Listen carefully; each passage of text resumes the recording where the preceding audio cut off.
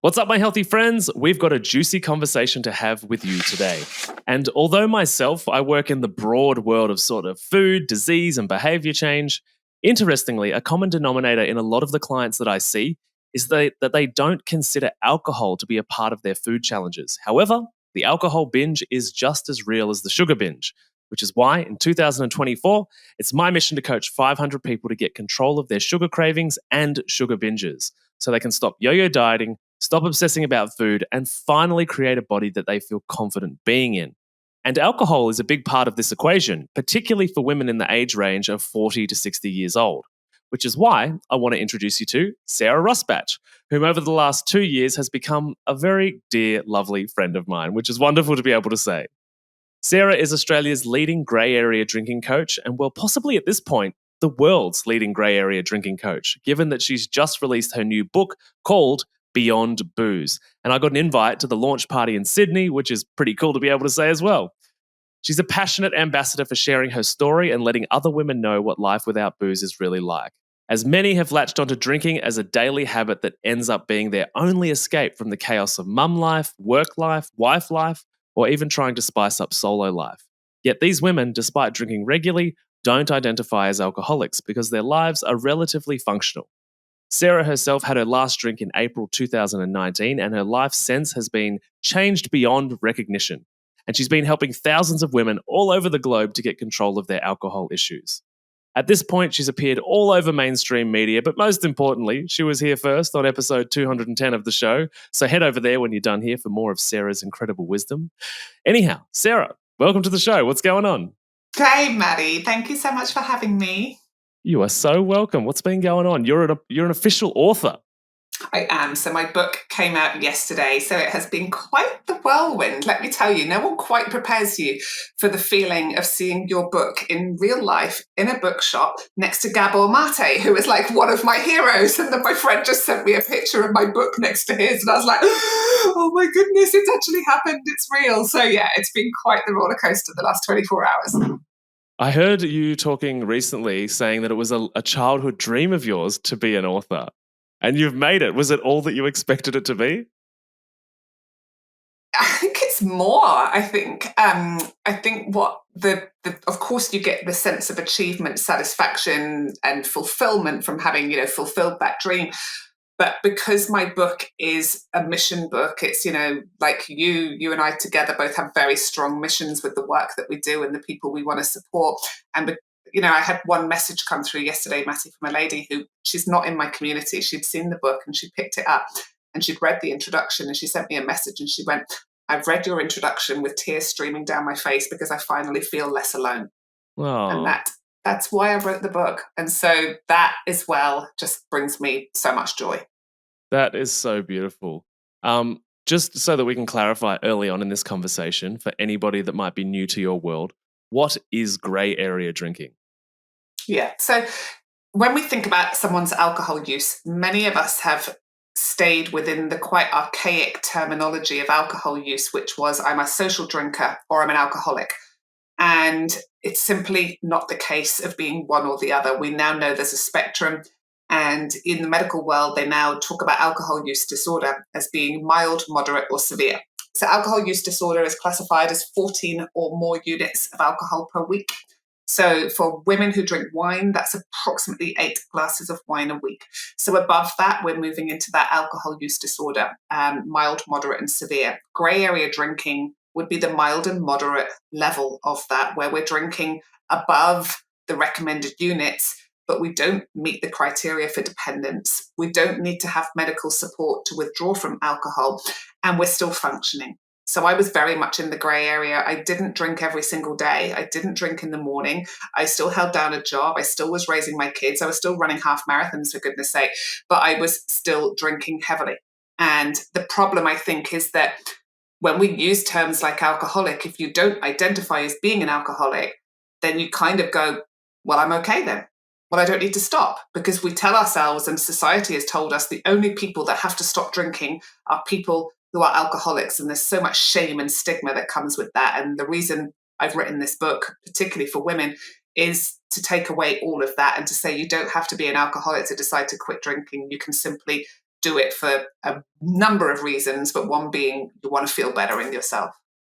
That really reminds me, as you were describing the person that might consider themselves a grey area drinker, is the way that the medical system basically tells people they're fine until they have a disease, even though the person that walks into the clinic or that you see on the street is clearly overweight, clearly hasn't seen the sun in a while, clearly has terrible skin, but until the bloods say you have cancer or you have diabetes, it's like, oh, you're fine, keep being you. And it's like it falls into that sort of space. And so potentially it's just a symptom of our society that until you fall into a label, you're totally fine. And the path to get there doesn't really matter. Yeah, totally. And then the danger with that is that that no one makes change when they need to make change, and they only make change when it's too late, or perhaps they've already had the cancer diagnosis, or they've already got very advanced level liver disease, or do you know what I mean? And so that's why I love working in this area, because I get to support people before it gets to some critical stages. So you can correct me if I'm wrong, but my understanding is that when it comes to teenagers, younger people at like 20s, maybe even 30s, is that demographic of people is actually reducing their alcohol consumption. And without having done much homework, it's probably social media, disconnection from parties, and everybody can have a party at home by themselves now online. But I'm curious why that social media influence or that distraction from being in real life has not impacted the group of women that are sort of 40 to 60. Like, why is it going up for those women and not down like everybody else?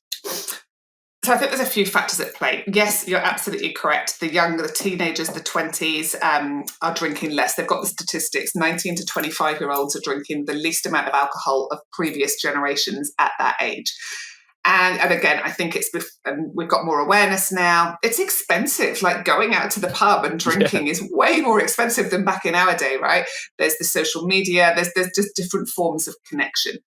Whereas I feel like for middle-aged women where it's the only demographic where alcohol use is going up, there's several factors at play. So number one, we've normalized alcohol as the self-care tool that every woman needs. So today's the day that we're recording, which is the end of January, and many kids across, well, certainly Western Australia, perhaps the whole of Australia, have gone back to school today. My Facebook feed is filled with memes and adverts and photos of mums sitting at home guzzling wine because the kids have finally gone back. They were talking about it on the radio this morning of how many mums would be dropping their kids at school and going straight to the bottle shop to stock up on wine for the day. We live in a society that has normalised mum needs wine. Wine is self-care for busy mums. And many of the women that I'm working with, and I'm sure with you, they're stressed, they're overwhelmed, they're anxious, they're managing so many things, they don't take enough time for themselves. And alcohol, being a depressant on the body, gives an instant quick fix to help us to feel in the moment calmer, and gives us that false sense that it's working as a relaxant. And I say false sense because actually the longer term effect is it causes more stress and anxiety in the body than if we weren't drinking at all. But in the short term, we get that calming effect. And many of the women I work with, they've got nothing else in their toolkit. They're using food or wine, and that's it. And so the deeper work of removing alcohol isn't actually about removing alcohol. And the same for you with the food. The deeper work is actually, what do I add in to support myself so I don't need to turn to the bottle every night? Often something I hear, and you probably hear this too, is that when I'm talking about behavior change and understanding, why was the sugar or why was the food, the crux in the beginning, why did it have that hold over me? And we do the work and we figure out whatever it is. It might be loneliness, the absence of love, too much stress, overwhelm. And I'm like, okay, we've got to, one, learn how to manage that situation differently. But two, we still have to put something in that manages that emotion, because the chaos of life is going to happen.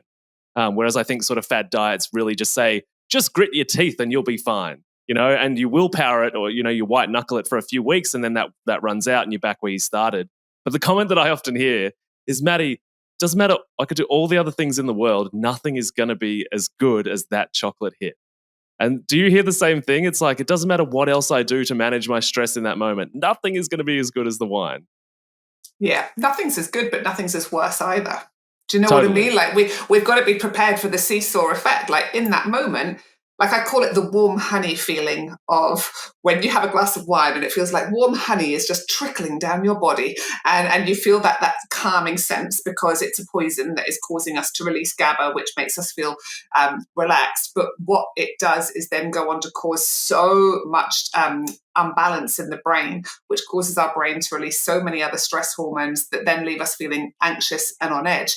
So I say to many of the women that I work with, let's just start experimenting and let's start looking at what's the closest thing for you. For some, it is like having an alcohol-free drink.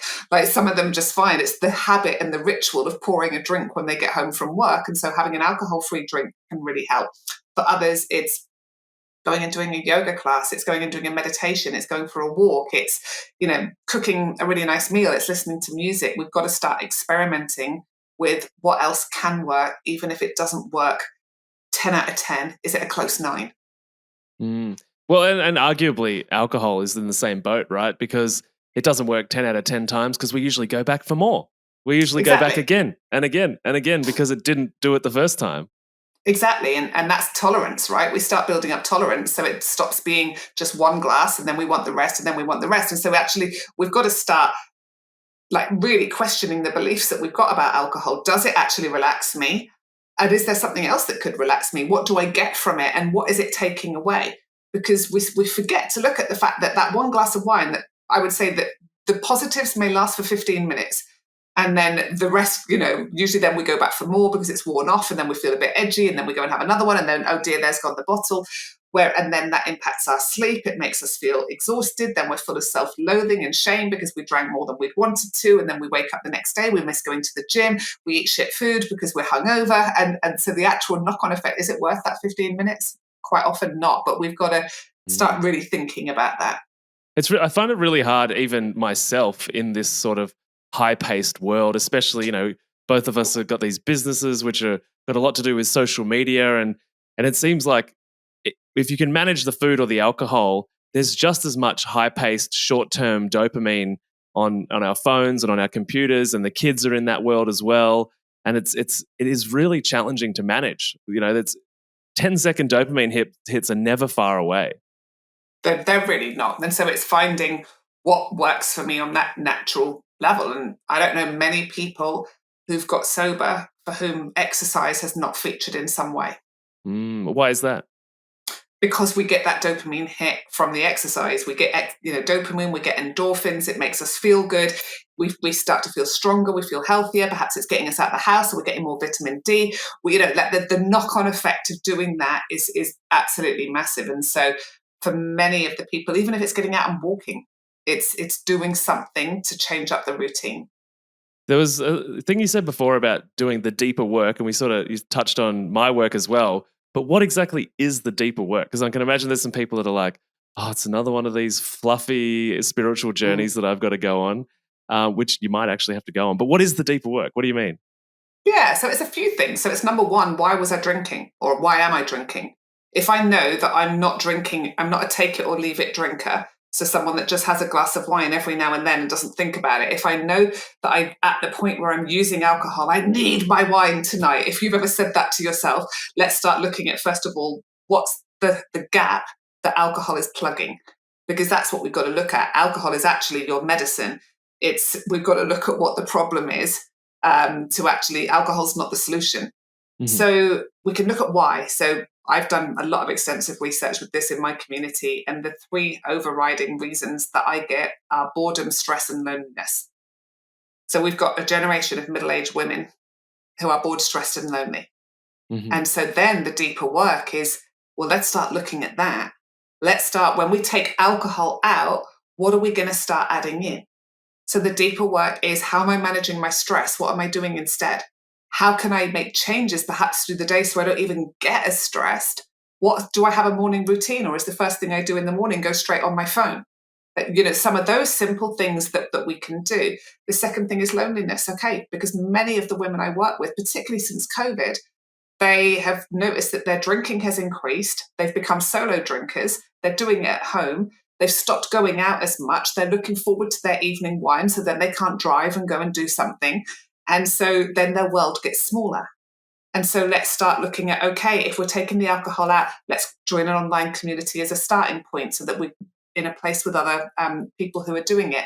And then let's start adding in the hobbies, which again looks into the boredom piece as well. Many of the women I work with, and I talk about this in the book, I think my opening line in the book is, hobbies? What 40-year-old woman's got time for hobbies? Because my hobby was literally drinking. That was all I did for myself in my 40s, my early 40s.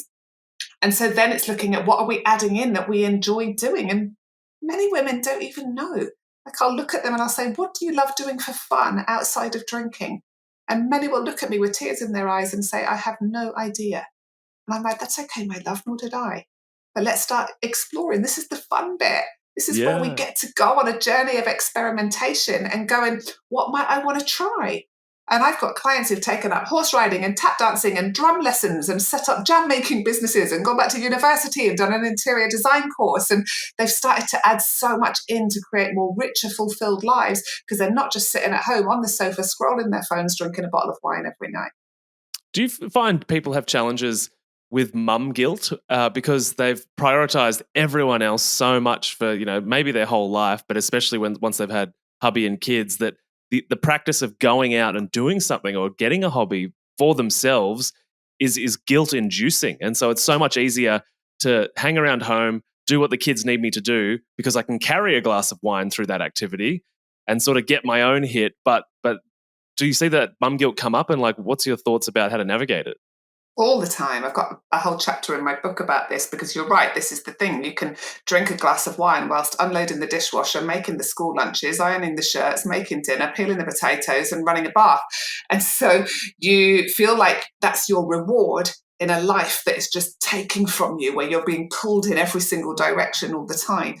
And what I say is, come and spend a week in my world and you won't feel guilty anymore. Come and I'm very much an advocate for women standing up and going, I get to matter, get to have a life that I love, I get to create a life that I love. And that doesn't have to mean being out of the house every evening. It's not possible for many of us, but it can be about reclaiming some time to ourselves just to do something that we really enjoy. Yeah. Yeah. I find the same thing with the people that I work with. And sometimes we literally have to start at 5 minutes. It's like, Totally. yeah, like saying 5 minutes, phone out, doors closed, mum's got a break for this 5 minutes. And even in that period, we can see a bit of guilt come up, but we've got to start somewhere. And I just flip it a little bit and I say, think about what you're role modeling to your kids. I did an incredible talk last week in my January challenge with Paul Dillon, who's the head researcher of teens and alcohol. And he was talking directly about how much kids are influenced by their parents drinking. And he was saying by the age of 3 years old, a toddler can tell whether a drink or not is alcoholic and in what situation they would expect to see an alcoholic drink. So they start to make those at 3 associations. When mum's making dinner, she drinks wine. When dad's watching the footy, he drinks beer.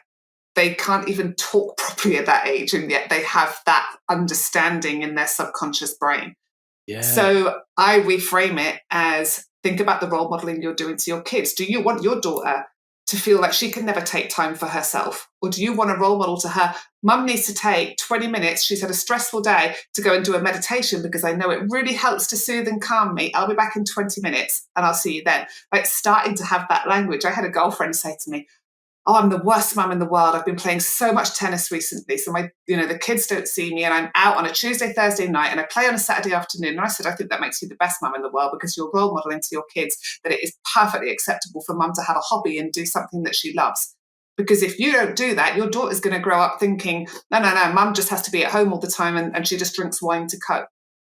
Totally. And I think the other side of that is that when we set standards and boundaries in our life, we educate other people on how to treat us. And a lot of people and a lot of mums and women say, nobody respects me, nobody listens to me, nobody thinks of me.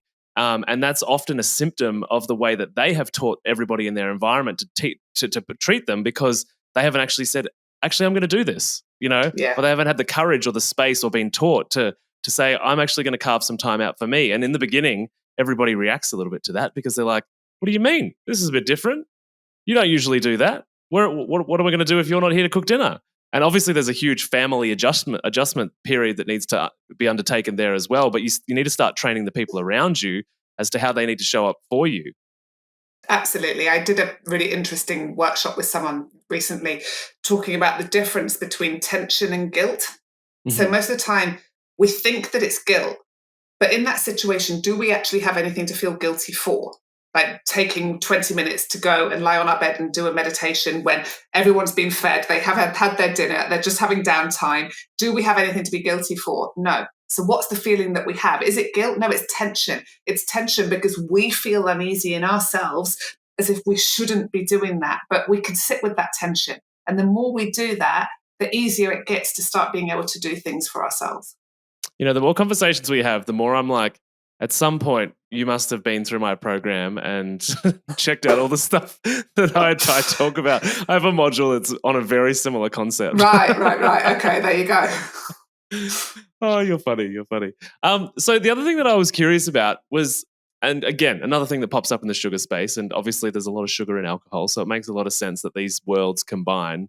But is the idea of moderators and abstainers. Because we see that with sugar addicts and people that can't regulate their chocolate consumption or their croissants or whatever it might be, is that everybody's tried to be an abstainer because they say, right, on Monday, I'm never going to eat that food again. And then by the end of that day, even sometimes, or by Wednesday or by the weekend, it's like, oh, it's Friday. Or it's like, oh, it's the last Wednesday of the week. I've got to celebrate, And so it's like we all, well, not all of us, but because there is some of those, moderators out there. I'm jealous of them personally. But, that everybody's tried so many times to do the abstinence thing and moderate, and it doesn't really work, or they collapse or fall apart. Is it the same with alcohol? Is there moderators and abstainers, or is it like for everyone that you work with, everyone just has to be an abstainer, a permanent abstainer? I would say for 90% of the women I work with, abstinence is just so much easier. It's Yeah. so much easier to have none than it is to have one. And I see it time and time again. I have a woman recently who's just done a year sober. And then she was like, now I'll be able to moderate. And within a couple of weeks, she was back to nightly drinking. Well, Like, that's your story, right? That's your story. Well, I hadn't done a year. I'd done 2 stints of 100 days. And both times went straight back to drinking at the same level. For me, I think the difference with alcohol and sugar is you can just say, I don't drink alcoholic drinks. That's a very, very clear cut line. With sugar, it's so much harder because you've got hidden sugars. You've got, well, does bread class as a sugar because it's still high glucose? Does pasta? Or is it just chocolate? Or is it just cakes? Or, there's so many variations. Whereas with alcohol, it's kind of more clear cut of just going, I don't drink alcohol. And that's the line. And for, I would say, as I said, 95% of the people I work with, it's just so much easier to just go, nah, it's off the table, because it's addictive, because it skewers your reality and your perceptions and messes with the equilibrium of all the neurotransmitters in the brain, because it's a toxin. It's not something that the body needs. Like, the body still needs energy, right? It still needs, well, some people would say it doesn't need glucose, but like, we still need to have those certain things, whereas the body just simply doesn't need alcohol in any way whatsoever. Yeah, I agree. Having said that, and obviously you've got a UK background and then an Australian background, and I've got an Australian background. Socially, it feels like you can't just say no to alcohol. I have clients that decide to stop alcohol or reduce their consumption, and they're either really fearful of the social ridicule that's coming, or the social ridicule actually happens, and people are really judgmental and passive aggressive, and so it feels like there's this you're going to be kicked out of your own family or your own tribe of people that you previously connected with if you do make that choice or even say that statement out loud at a party. Yeah, and I've written a whole chapter in my book about this because it's a massive one. Like, alcohol is the only drug we have to justify not taking. You say to someone you've quit smoking, the feedback is, well done, good on you. You say you've quit drinking, don't be so boring, just have one. Since when did you become so boring? And it keeps us stuck. And it can be, it definitely can be fearful. And so I've put a whole list of tips and strategies in that chapter in the book. But the main thing is, if we know that alcohol is not serving us anymore, if we know that we've passed the point where it's taking more than it's giving, we can't stay drinking just to make other people happy. Mm-hmm. We deserve to do the thing that is right for ourselves. Yeah, I agree. So let this be a public service announcement to everybody that if somebody says, I've quit alcohol, celebrate them, congratulate them. Totally. Yeah, I do a lot of corporate talks, and I always say, if you take one thing from this talk, please let it be that if someone says to you that they don't want an alcoholic drink, please do not say to them, oh, go on, don't be so boring. Please say to them, good on you, mate. What can I get you instead?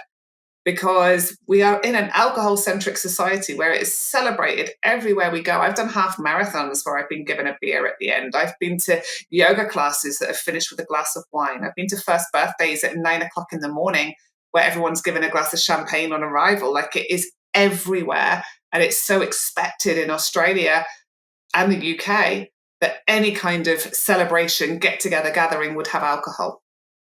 Yeah, it's hard. I don't remember one that wasn't. Actually, I've been to a few in the last couple of years. The more and more that my friends have become health coaches and wellness coaches, inevitably that world leads to a more spiritual community.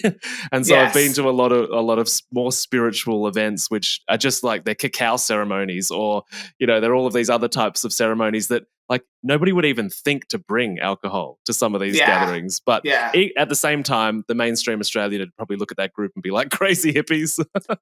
Yeah, for sure.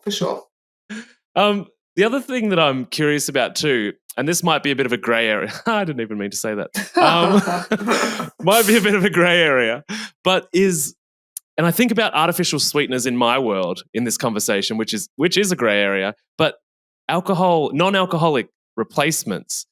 And the reason that I mention it being a grey area is because is it perpetuating the same behavior and giving the illusion of being stuck in the same pattern?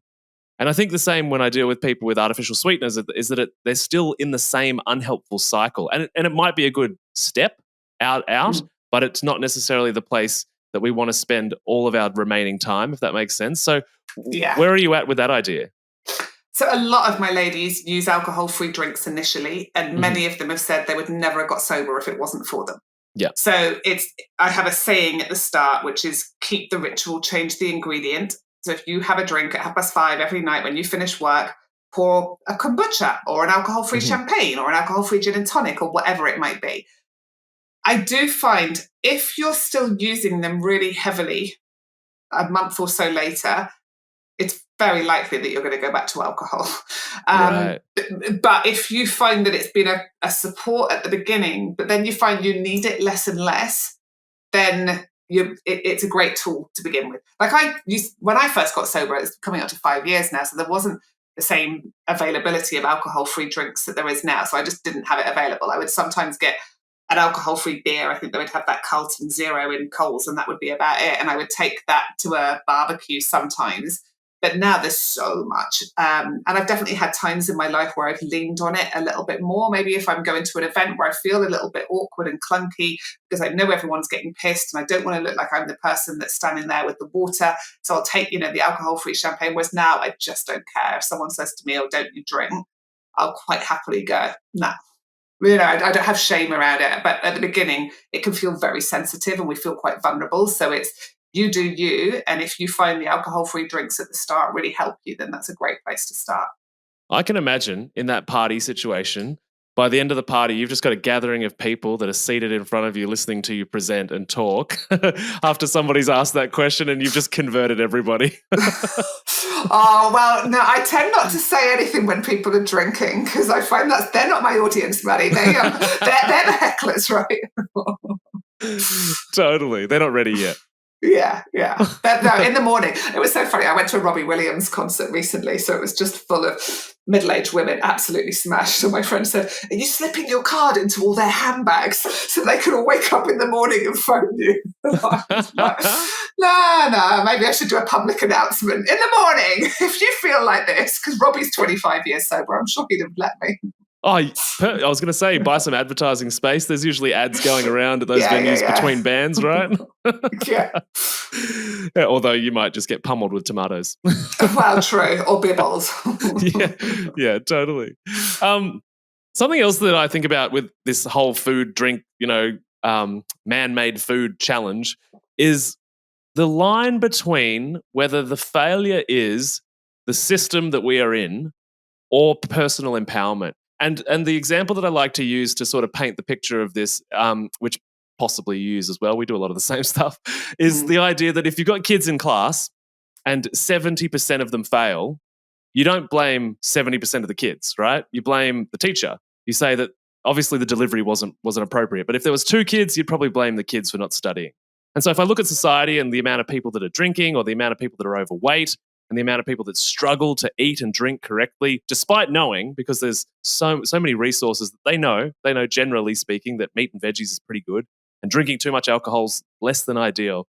But so many people are still challenged with it. So I think back to that, classroom example is that if there's so many people challenged by it, is it not really about personal empowerment at all? And we need to spend our energy changing the system? A great question. I think definitely I lean more towards the system, but but then why isn't everybody?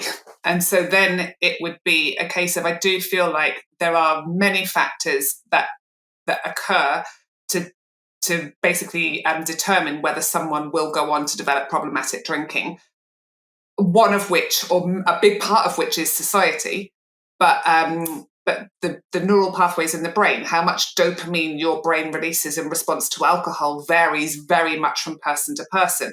Whether there's been trauma, how old you start drinking, because the science now tells us if you started drinking below the age of 17, you are significantly more likely to develop alcohol use disorder. Mm-hmm. So there's all of these factors at play that will make a difference. But there's also the fact that we live in a society that normalizes everyday drinking as a totally acceptable and normal and, in fact, encouraged form of self-care. Yeah, and I think as well, about the accessibility and the price and the fact that, it's marketed in all of these different places. And obviously something they changed a couple of decades ago was the marketing laws around cigarettes. And, at least in my world, I remember growing up and, people smoked everywhere. When I was much younger, and now it's like I don't even think of it because I don't see it. It's not part of the daily system. It's not a part of the daily marketing that I see. And so I think about that in regards to alcohol and food, is that the system is, and the way that supermarkets are designed and the advertising and the marketing that just is conditioning us over and over and over again, and the associations of sport and alcohol, and then music or concerts and alcohol, and it's like the bigger marketing sort of beast is probably more responsible for it than just not everybody's, everyone's not strong enough. Totally. And I talk about in my book the fact that it was about 30 years ago that Big Alcohol did some deliberate research into what sectors were underperforming in the sales of alcohol and realized women. And that was when their marketing campaign became purely focused at women, with the amount of money that they were spending. This is where pink drinks started. This is where all the vodka cruisers and they call it training wheels, alcohol training wheels, like the mock, the cocktails, the so like the Alco Pops? Alco Pops, yeah, Smirnoff Ice, all of those different ones. And then there's loads of research that went into the fact that many of these big alcohol companies were doing it to get brand loyalty from young girls so that they would buy the grown-up version of that product when they were older. So there's research that shows when they specifically started targeting women, and it directly corresponds with when alcohol use disorder in women started to increase. Yeah, that's so interesting. I was random side tangent, but I spoke to somebody at the health department recently, was talking about, I forget which year it was, but basically a marketing campaign that happened for toothpaste. And originally, everybody only put a tiny amount of toothpaste on their toothbrush because that's all the directions on the toothpaste actually said you needed. And there was a campaign where they put the full length of the brush, of the bristles. And apparently in 1 year, toothpaste sales quadrupled because everybody just started using 4 times the amount of toothpaste. And so I think about that in regards to this conversation. It's like, just conditioning and marketing to people. Subconsciously, all of a sudden, people are using 4 times the amount of toothpaste. Yeah, and thinking that's the right thing to do. And, I talk in the book about Mother's Day and the fact that you'll very rarely see a card or gift that is not in some way related to alcohol. Mum needs wine. I'm the reason my mum needs wine. Thanks, Mum, for giving me the wine gene. Like, there was there's so much direct and discreet messaging that we're receiving all the time that is aimed at women and alcohol. I even think when I type in to the emoji search bar, like celebration, the wine bottle, the champagne bottle exploding is always the number one recommended emoji for celebrating. Totally. Like it's deeply embedded. Yeah. Yeah. And like what fantastic marketing they have done. Oh, they've done one hell of a job.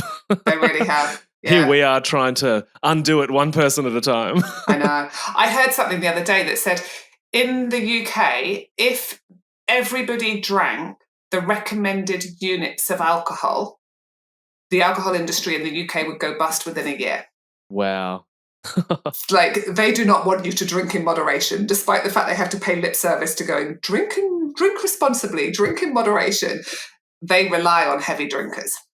Yeah. Oh, absolutely. It makes total sense. And obviously the disclaimer lines not dressed up in the same sort of paraphernalia as the ad, because they do the ad in a particular way because it's totally. It's engaging. It brings you in, and then the disclaimer at the end of the ad on TV, it's like please do this responsibly, blah blah blah. Nobody's listening to that serious authoritative message that sounds like it's from the police.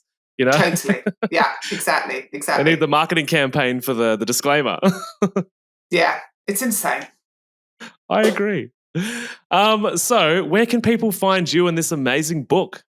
Yeah, so the book is available bookstores across Australia, Amazon, Booktopia, Dymocks, all online, delivery. By the time this podcast airs, it will also be in America and the UK. So from all major booksellers, online and retail shops. I am on Instagram, so you can follow me there, Sarah Rusbatch. And I have a free Facebook community for women called the Women's Wellbeing Collective. Amazing. All of the links for that stuff will be down in the show notes below. So if you listening have been vibing with what Sarah's saying, and I hope so because she's a legend, you should scroll down, click the link, get involved in Sarah's world.